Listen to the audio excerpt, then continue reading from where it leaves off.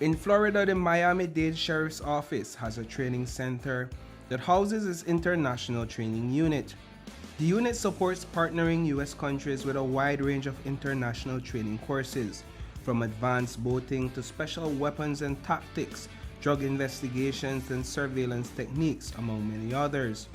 The center also provides specialized training in cold case investigations, homicide investigations, and high-profile murders, to name a few. Countries across Central and South America and the Caribbean have seen hundreds of law enforcement officers being trained here. Every country that we work with is amazing. They're all professional. They love to be here. They love to.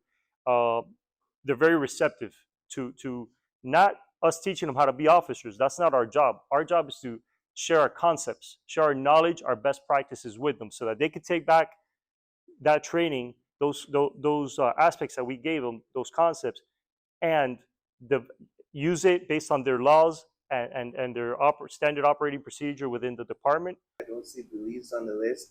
Has there been any engagements, prior discussions to this end? No, Belize has.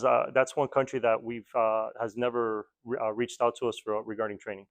Step inside the training rooms at this center and the walls tell a story, lined with images and milestones from law enforcement agencies across the Western Hemisphere. But these aren't simply decorations, they're reminders of real progress.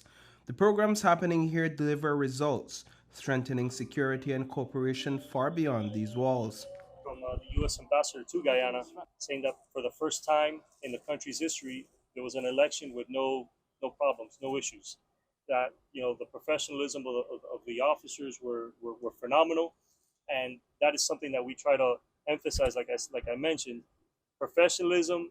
The community observes that, starts to see that, and they actually say, okay, you know what, we're coming around, instead of the corruption and the human rights violations and all that. Sergeant Oscar of the Miami-Dade Sheriff's Office explained that the selection process to engage in these law enforcement courses begins at the International Narcotics and Law Enforcement section of each U.S. Embassy. Belize hasn't sent any of its officers to take part in these specialized international training programs just yet, but that doesn't mean we're on the sidelines. The INL has been working hand in hand with local law enforcement on a range of initiatives right here at home. It's a program that continues to grow. What I thought was just going to be 5 training sessions with Haiti has evolved into basically assisting most of the Western Hemisphere. From training police officers in Florida to underground policing in Kansas City. Here we heard from Major Jim Buck from the Kansas City Police's Special Investigations Department. Kansas City, America's third most populous city, comes with big city challenges. Just like other major urban centers, law enforcement here is on the front lines, tackling everything from human trafficking to drugs and even gang activity. A lot of people, when they think of gangs, they think of traditional, the MS-13, the Crips, the Bloods, the very organized gangs that have very somewhat structured. Most of our gangs and groups in Kansas City are fairly loose. We don't really have as much of a hierarchy as we used to amongst these gangs and groups.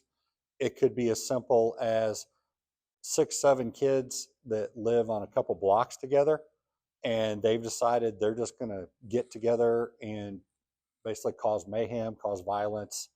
Drug overdose is also a common issue in the city. Fentanyl that flows in through the city from Mexico and other types of drugs has led to more strategic policing.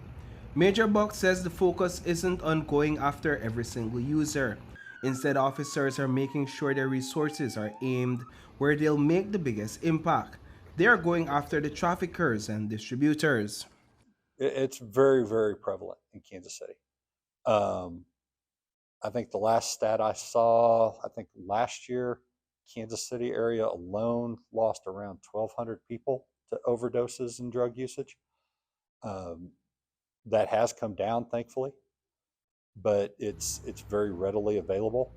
A lot of the complaints we get from the community are literally just open air drug use. From training law enforcement officers across the Western Hemisphere to boots on the ground police work in America's Midwest, it's all part of the same mission. And tonight we take a closer look at how these efforts are connected. Transnational organized crime has pushed the US to begin its response way beyond its borders, but more so on its home soil. Reporting for News 5, I am Paul Lopez.